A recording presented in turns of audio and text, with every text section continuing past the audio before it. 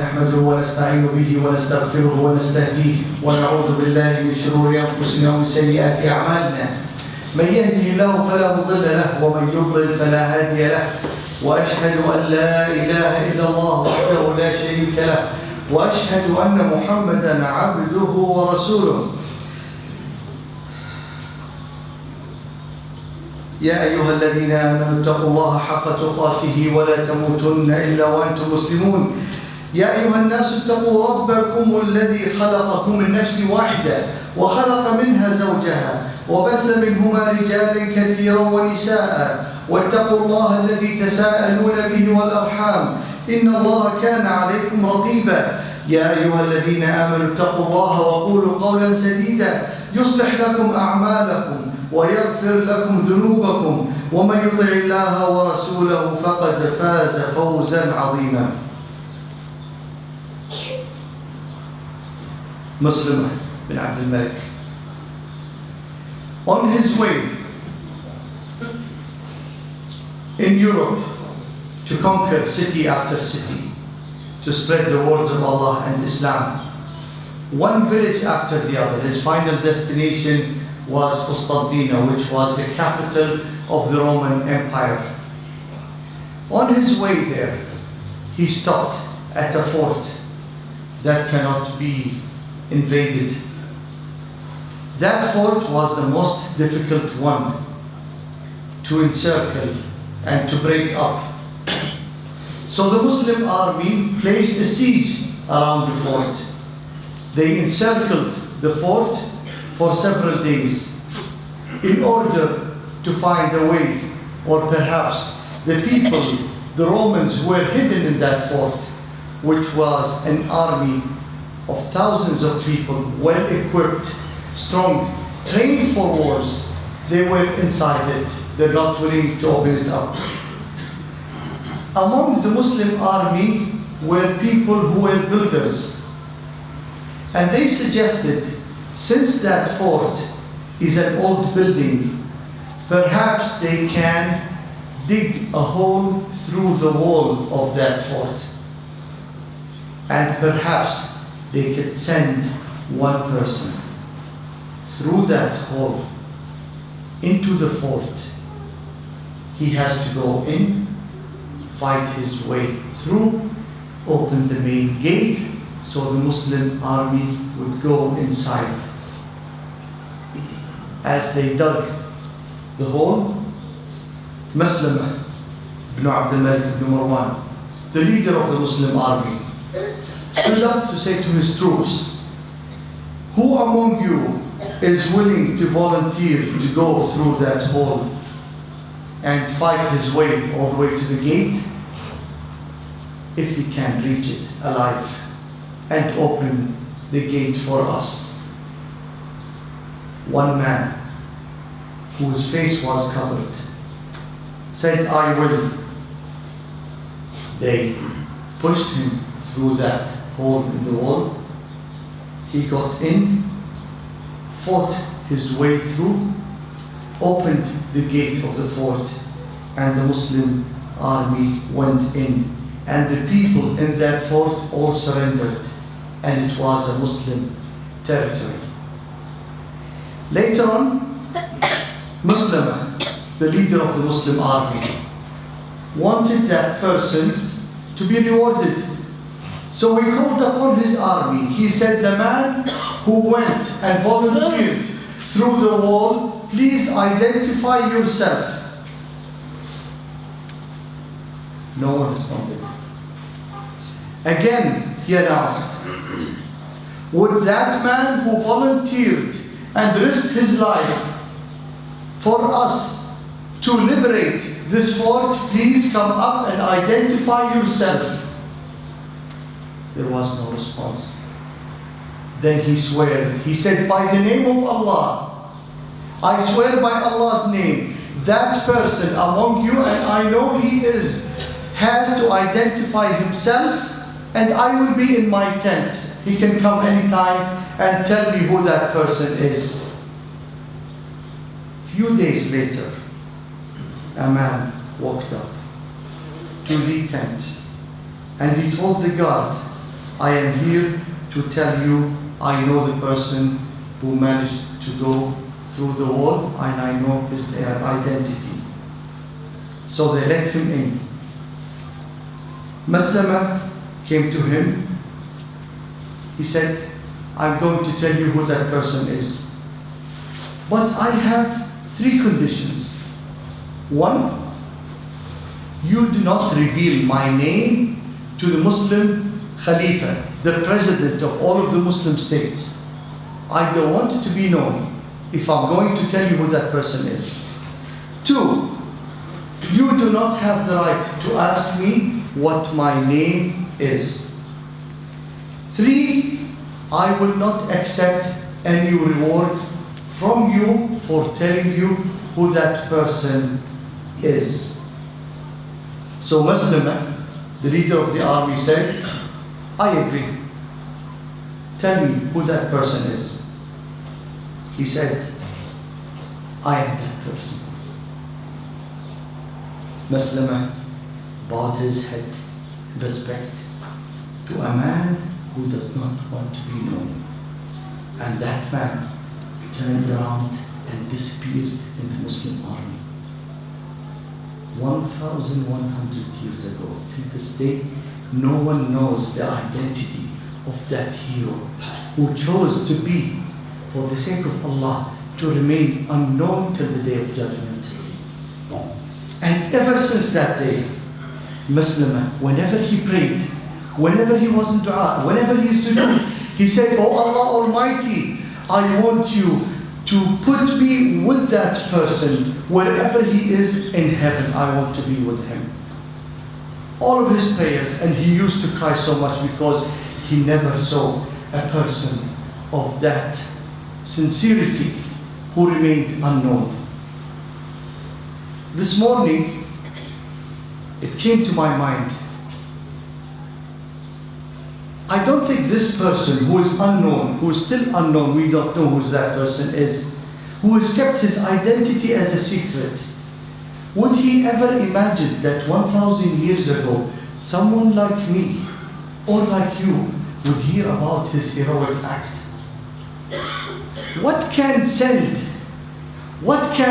the story or the courage of a person 10 centuries fresh as if it happened yesterday, if it wasn't his sincerity for the sake of Allah?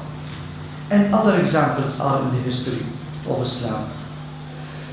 أقول ما تسمعون وأستغفر الله لي ولكم فاستغفروه إنه هو الغفور الرحيم.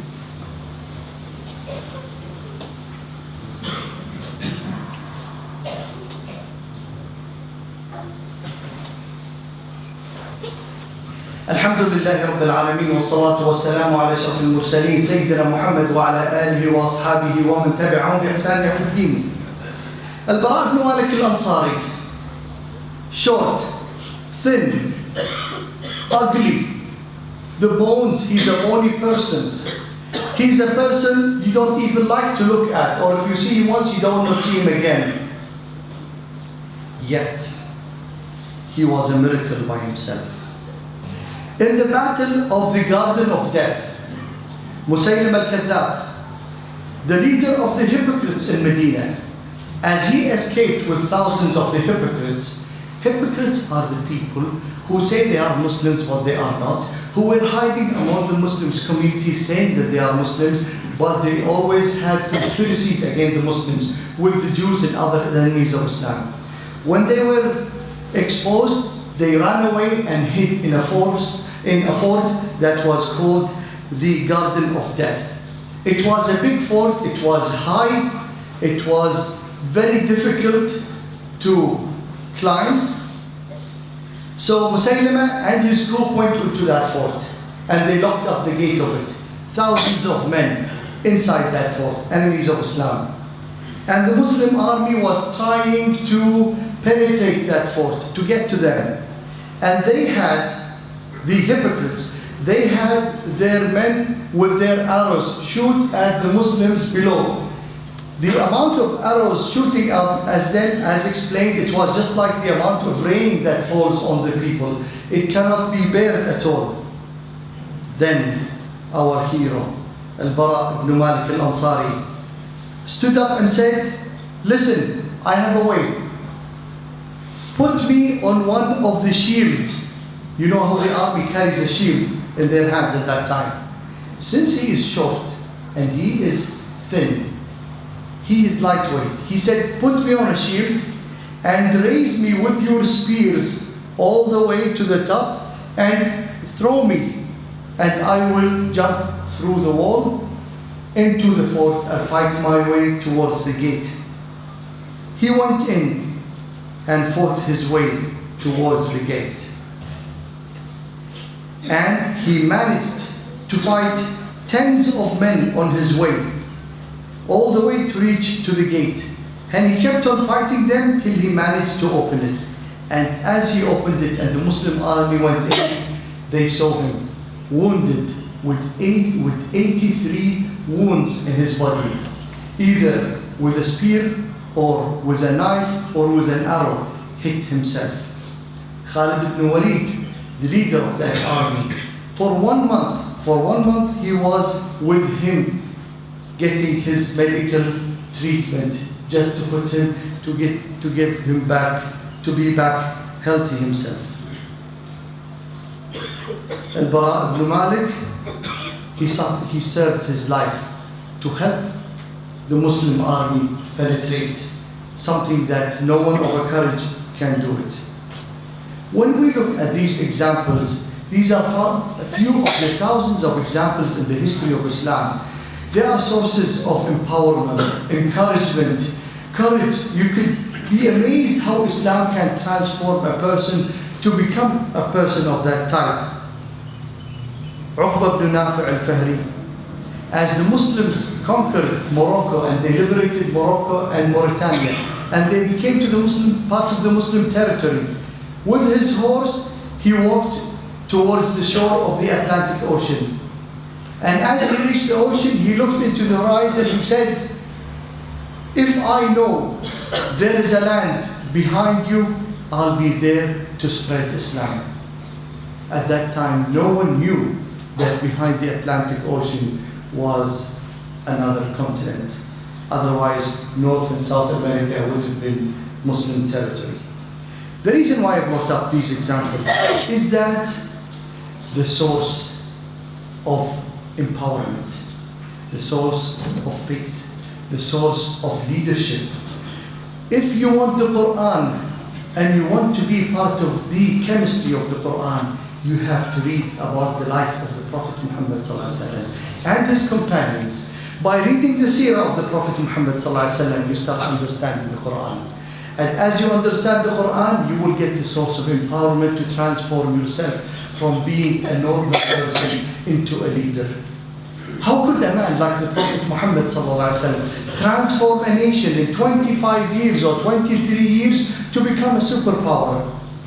Since they were only Bedouins in the desert, being hammered by the Roman and the Persian Empire, and in 20 years they became leaders of the world.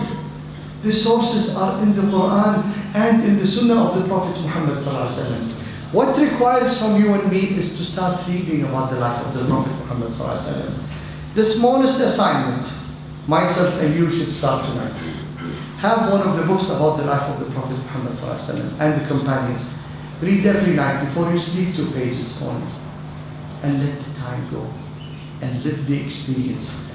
Live the lives that they lived. See how much they had given. You will learn about behavior. You will learn about the Quran. You will learn to become a courageous person. You will transform immediately. Last, before I finish. Khalid ibn Walid, during one of the wars, he requested Abu Bakr as-Siddiq with extra troops. He wanted 50,000 fighters to come and help him in that war. Abu Bakr as-Siddiq sent him. Do you know how many he sent him? 1 man. Al-Qa'qa' ibn Umar. So as Al-Qa'qa' approached Khalid ibn Walid, he asked him, where are the troops? He said, I am. And he gave him a letter from Abu Bakr as-Siddiq. That letter said the following. Abu Bakr as-Siddiq is telling Khalid ibn Walid, Wallah, by Allah Almighty, Ya Khalid, An army that has a qaqa will never be defeated. Explain to me in the laws of military science, physics, mathematics, how could one person replace 50,000 people? Doesn't make any sense. But there are powers that Allah had given us in Islam. Abu Bakr as-Siddiq, instead of sending 50,000 men, he sent one man, but he said that man in the army is equal to 50,000, and they won that war. So there are no miracles. The miracle is in the Quran that you read if you understand what's in it. It is in the Sunnah and in the life of the Prophet Muhammad ﷺ. If you're willing to embrace it and understand it, then we could become people of a value of 50,000. I ask Allah Almighty that what I have said is something for us to learn and to practice. And I ask Allah Almighty to bless Muslims worldwide and to unify Muslims worldwide and to change Muslims to become better Muslims as prescribed in the Quran. اللهم اغفر لنا ولوالدينا ومن له حق علينا واصلح احوالنا واحوال المسلمين. اللهم من اراد بالاسلام والمسلمين خير فوفقه لما فيه الخير ومن اراد بالاسلام والمسلمين شر فاجعل شره في نحره وتدبيره في تدبيره يا رب العالمين.